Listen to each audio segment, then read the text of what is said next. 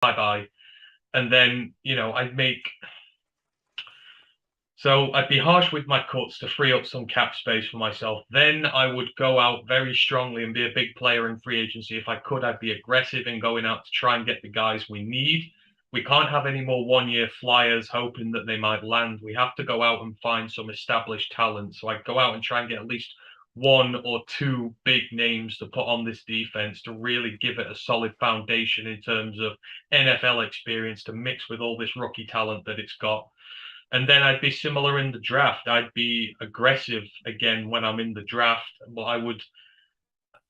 I would take a lot more caution in terms of injury history. I would, maybe look to, you got two first round picks, maybe look back a little bit, get some more picks in there, get a few more guys, increase your chances of landing on someone. But I'd be very careful. I see, big agency. Yeah, I see, NFL drafting agencies. I see Lions fans like wanting Breesy from Clemson. He's torn his ACL. He's an injury liability. He can't even play in a rotational role for Clemson this year because he's injured and he's not healthy. Just 100% scrap that. If you've got any bugs with the injury history, then again, be brutal. Go out there and get guys who have better injury records. Make this team healthier. That's what you've got to do in the offseason. You've got to make this team a lot healthier. And I know some of it's beyond your control, but you've got to give yourself the best possible opportunity to succeed next season. So that would be my three things. I'd be brutal with my cuts, find the money where I can find it, be aggressive in reinvesting it into positions we really need it, and then in the draft, go out and get the spots we need. Stop just investing in your trenches all the time. Go out, find some playmakers, find some difference makers, find some guys who are going to come in and contribute right away, because this class ain't done a lot of contributing so far. We can't afford it in year three, and they can't afford it in year three. I would go out and I would get a free agents safety and a free agent corner.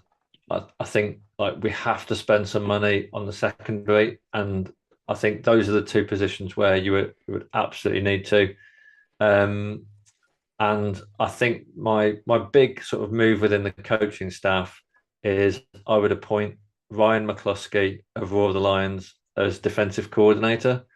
I can't think of anything that would light a fire more under our defense than Bradford's own, Bradford's own super villain, just absolutely tearing into them after every practice session and training session. I think Ryan would be the man that would get the most out of defense, and I'm confident that he would turn them into a winning unit.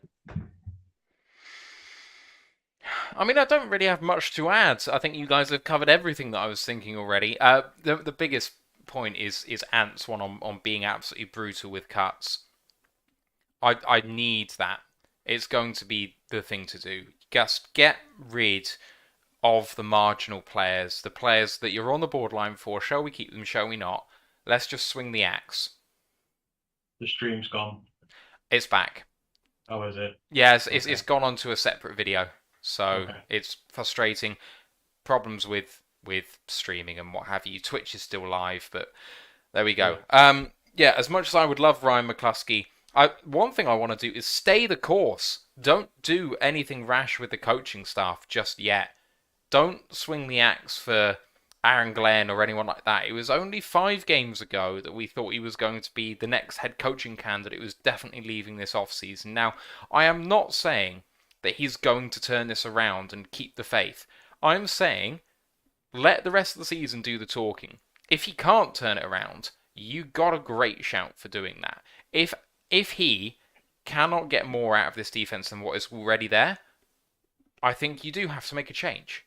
But you don't make it before then. It's too soon. So Yeah. remember the thing we were always told about Holmes when he came? You know that Holmes loves to wheel and deal, make the trades, use future draft picks, fuck them picks and everything like that.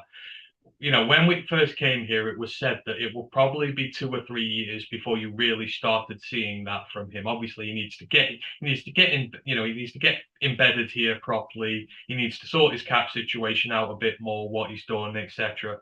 I think this will be an off season where you see Brad Holmes start making his LA Rams trades that he did in the past. I think maybe in the drafts you will see future picks come into play to get more guys going forward here. You might see future picks be getting used in, in trade offers or something like that. I think we'll see the real Brad Holmes in terms of how aggressive he is in building his rosters this offseason. So I think that might be a big thing for us as well. Like you said, we're staying the course. I don't think Brad's had the optimal conditions to work his magic so far. He's done well with a limited capacity with what he's been given to work with. This year, he's got a lot of ammunition to work with. So I would expect to see him be uber aggressive. And I think we'll like what we see from it because he's shown in the past that he's very good at doing it. Just going back to the Ryan McCluskey coaching appointment as well.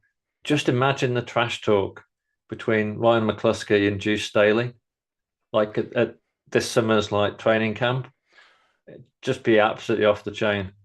I mean, they'd have absolutely no idea what he was saying, but if they could understand it, they wouldn't like it, I'm sure. I mean, the thing is, Ryan McCluskey is the sort of guy that's going to get ejected from the sideline every other game. That's the problem you're going to have with someone like Ryan McCluskey on the sideline. We've kind of broken him in a way. That calm, mild-mannered guy who started on this podcast is no more. He used to be such a nice boy, and I think that this season has broken him. I've got a question. Go on. Right, so looking at our draft picks, let's say the season finished today.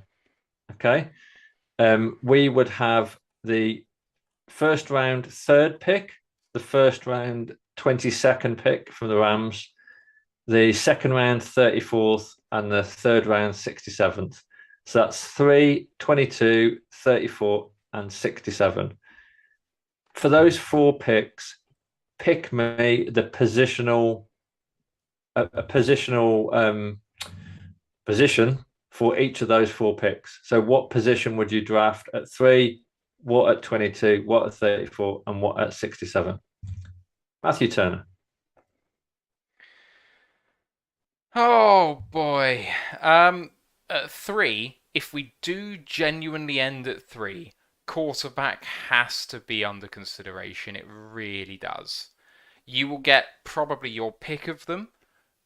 There might be 1, there might be 2 go ahead of you, but I doubt it. I think at the most 1. There's not a lot of quarterback needy teams out there, or at least not a lot of teams that I suspect will go quarterback. So you're looking at teams like Washington will probably take 1. You're looking at Carolina will probably take 1, but Pittsburgh won't. Will the Falcons? Will they end that badly? I don't think they will. If the Cardinals sack their coach, they might have to get rid of Kyler Murray because maybe they don't want to go air raid, so they might be in the market for someone. But are they going to be that bad? I don't know. So you could have your pick of quarterback. But the thing is, if you do have your pick of quarterback, there's still going to be some great offensive and defensive talent. But yes, I'll go quarterback. And so that's the 3 picks. So what about 22? Okay, at 3, quarterback. At 22, I would go... It really depends who falls. There are defensive tackles, I think, who could be in that range that I would like. If you don't go quarterback at 3, then I would be considering it here. There's wide receivers I would like here. There are DBs I would like here. It's a really hard choice. It's an absolute crapshoot once you get beyond pick 10 anyway. But for the sake of argument, I'll go DB. I'll go corner. And then 34. So in the second round, third round, what will be our next positional needs? Oh, okay, DT safety. I don't know. Let's go quarterback and 3 defensive players. I think. Cool. Okay, and. I would go Trench's first pick because you'll have your pick of, well, maybe not your pick of, but Will Anderson's there, Jalen Carter's there, and Miles Murphy is there. I think that's just such a big need at the minute that you need to invest a big pick in one.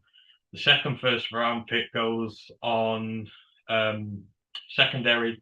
You've got your in that area, you've got sort of your Joey Porter Juniors, you've got your oh God, is it Brian Johnson, the A&M safety? They're sort of round there. We need And someone. Antonio Johnson, I we, think, is it? Antonio Johnson. Sorry, yeah, you're right. Antonio Johnson. You got your Joey Porter Jr., the Penn State corner. Penn State defender's always good value. So I'd go secondary there. Got to have a high draft pick on your secondary, and then after that, I mean, which numbers we're picking at after that again? 34. So, but top of the second round and top of the third round. Top of the second round. I mean, what would I do at this point in time? Yeah, it's a tough one. I mean, their linebacker maybe. I would probably start looking at linebacker there. If Toto falls, then I would be interested in him. Certainly for a few of the linebackers, I might put my hat on as well. So I'd probably go defense all first three, and then I would start looking elsewhere. It depends on what I need to know what the offense looks like next year, whether we're going to go with DeAndre, whether we're not. But I would probably be looking maybe at guard after that. I think you need a new guard on that offensive line, and there will be good value sort of heading down to the third there. So if you've taken Will Anderson at 3, would you Would you take, say, Hendon Hooker if he was around at 22? No, I'd double down on defense. I would double down on defense. That's just my own personal opinion. I mean, I think I would ride Goff for one more year if it meant we could fix the defense a little quicker. I mean, it would be tough if someone like KJ Jefferson is there in that late first. I would probably be tempted to go for him and have him sit a year and then have him as my starter going forward. But I think I would probably double dip defense. I love Joey Porter Jr., so I would probably go for him. He'd be great corner for us. And what about if Noah Sewell's knocking around at 22, 23? Noah's having a bad year. I don't think he's going to go that high. I think Noah's stock has tumbled a little. You might even find him at the start of the second. So if I came away with Will Anderson, Joey Porter Jr., and Noah Sewell, I would be a very happy man indeed. It's just such a weird point in the process. If you're using some of the draft machines out there, some of their player rankings are just way out there. Like, they're not reflective of what reality is going to be. So just for example, Pro Football Network has Cam Ward at 110. The way he's playing, he's going to be a top of the second round guy at the worst, I think. You've got people like, where was that offensive tackle? You're halfway through the season now, so you're getting a pretty good indication of what players are looking good for this year and what aren't. Some might make a late surge, but I think you're starting to see it shake out a little bit now. You've got Jalen Duncan is Pro Football Network's 120th player, the offensive tackle from Maryland, but the Draft Network had him going in one of their mocks 3rd overall to the Bears. Like, this is how far things are away from each other. I know Duncan has had a terrific season so far, so... Yeah, Skoronski's number 1 tackle in this draft. If not, then it's the Ohio State guy. The problem you have with Skoronski is that a lot of people just don't think he's a tackle in terms of build and arm length and whatever. They think he has to play guard at the next level. But even then, he'd be a terrific guard. He'd still be worth a high pick. And he's coming from the exact same school Rashawn Slater's just come from. And he's playing just as well as Rashawn Slater did in college. So, one last question then to wrap this up. El Juddman says, would you trade down with any of the first round picks? Do you think you could receive an offer that would tempt you? Absolutely. This is the perfect year to trade down from 3 or wherever you're at, because there are 2 star quarterbacks and you have a potentially generational defensive lineman coming through in Will Anderson. So this is a perfect year to get it, because someone will covet them highly, and you could maybe trade down a little bit and sort out things. With the first pick, I would be less inclined to do so. I want elite talent on my team. You get elite talent in the top 5 or wherever you're picking. So I would be preferred to stay there. But at the back end, sure, why the hell not? Because this year, outside of Young and Stroud, and I mean, I'm not even sold on Young yet. I'm not even sold on Young and Stroud fully just yet. I'm still watching. I'm still learning about these two. But there are a lot of quarterbacks who you could potentially take in the first. Like you say, Cameron Ward is a potential first round talent because his ceiling is potentially higher than the two aforementioned. It is that high. And he's playing relatively well this year. So someone will find that appealing. We'll leave it. Someone will find him appealing. Depends on the plethora of other guys who are in there. But that second first round pick could potentially be in an area where there are guys who will come up to get their quarterback of the future and make trades with. So I would be completely open to the second one. And you saw last year, a lot of people made moves in there. So, I mean, depending who's there, I may even make a move up. Like I say, Brad Holmes, this will be the year where we start to see him get aggressive. So don't be shocked if that Rams pick is high enough to see him go, you know what, I've got a pick in the top 5 or whatever. I will go back up into the top 10 and get another guy again. So I'm going to get 2 cornerstones for my defense, or a quarterback and an elite defensive player. It really would not shock me if he was to make some big moves there this year. So I'd leave the first one alone, but the second one, I'd be happy to do pretty much whatever with it. If it meant going down or up, I don't care. Yeah, I think that sums it up really, really well. We're going to close out the show there, everyone. We've been going a while, and if you've stayed with us, especially through the streaming problems that we have, appreciate you very, very much. Next episode on the main podcast is on Thursday, which is the Cowboys preview podcast. We've kind of skirted around the subject. If you want more in-depth stuff, you'll need to tune in then for that one. And as we've just highlighted, the draft is going to be ever so important for Detroit coming up this year, as it always is. It's our Super Bowl and we know it. But with the plethora of talent out there, with the two first... I know, I'm sorry. Strike that off the bingo card, I know. But what with did the he say? It's our Super Bowl, the draft. It just is, though. Sorry, but I hate that meme. That trope, but it's true. But the thing that's very, very clear is that there's a huge amount of talent in this draft, and we have 2 first-round picks. You need to get educated about this draft because it's going to be massive for this team, and what you need to do for that is to tune into our college football podcast, because the amount of work that Ryan and Ant do is off the chart. They predicted almost all of our day 3 picks this year, and you don't do that without doing a huge amount of